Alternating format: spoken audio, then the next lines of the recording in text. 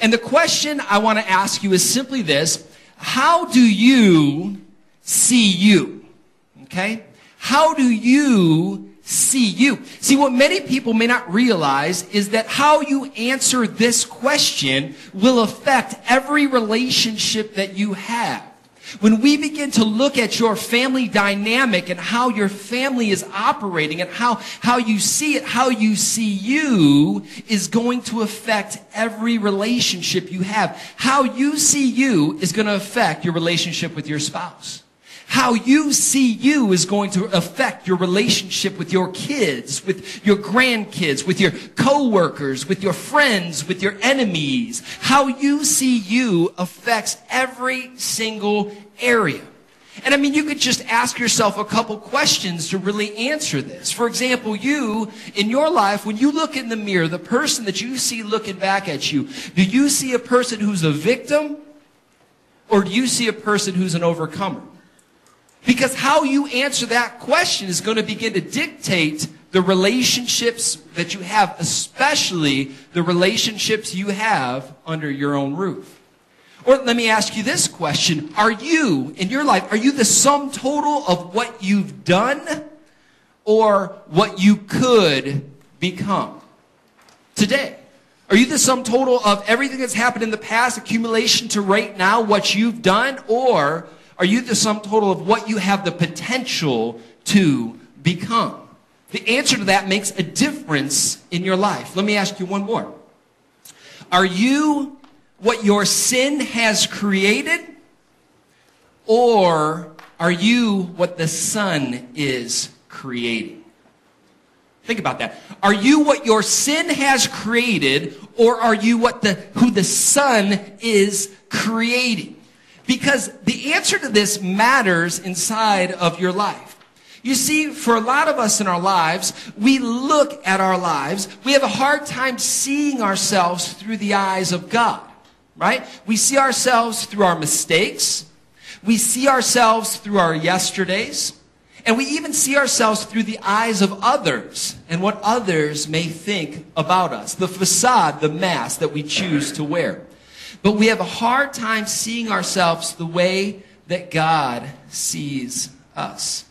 In fact, for many of us, the frame of our lives is damaged and broken. Let me give you a good example of, for a lot of us, when we look at ourselves in the mirror, what we see, right?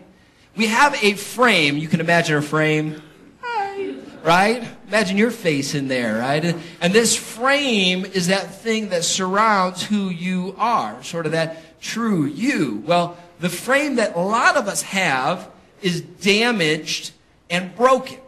And so when we look in the mirror, the person that we see looking back at us is inframed in this brokenness, inframed in these mistakes, inframed in this past. And so this is who we see. And a lot of times, the frame of your life has been damaged, not even by you. For some of you that are sitting here today, your frame has been damaged by somebody else. Lots of different things can come and damage the frames of our life. For example, if someone had abused you in your life, if someone abused you in your life, guess what? Your frame just got damaged.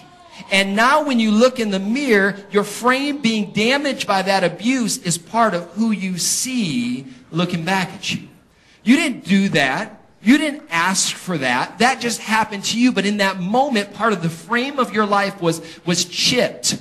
Part of the frame of your life was affected. And maybe for others it wasn't abuse, but in your life you failed. And you failed big time. And you stepped out and you tried to do something, but you made a mistake or you messed up. And now that failure has become part of who you are. That failure has been part of the damaged frame upon which you see yourself. So the person looking back at you, you see someone who has failed. Or maybe for others it's not failure, but maybe you've experienced in your life pain or loss. You've experienced a great hurt. Maybe you've lost a child. Maybe you've lost a parent.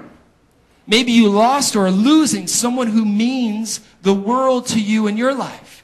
And when they died, a little part of you died too, and the frame upon which your life is fixed became damaged because of that pain that had come into your life through loss.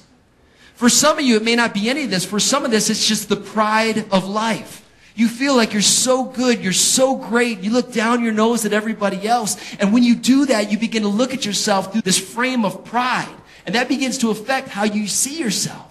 It's just as bad as any others, except now you feel good about it, right? You feel good about how good you are, and you begin to look down at others. This frame affects everything in our lives. And we're going to look at a story of a woman who had a frame that looked a little bit like this. Let's pick up the story in John chapter 8, verse 1.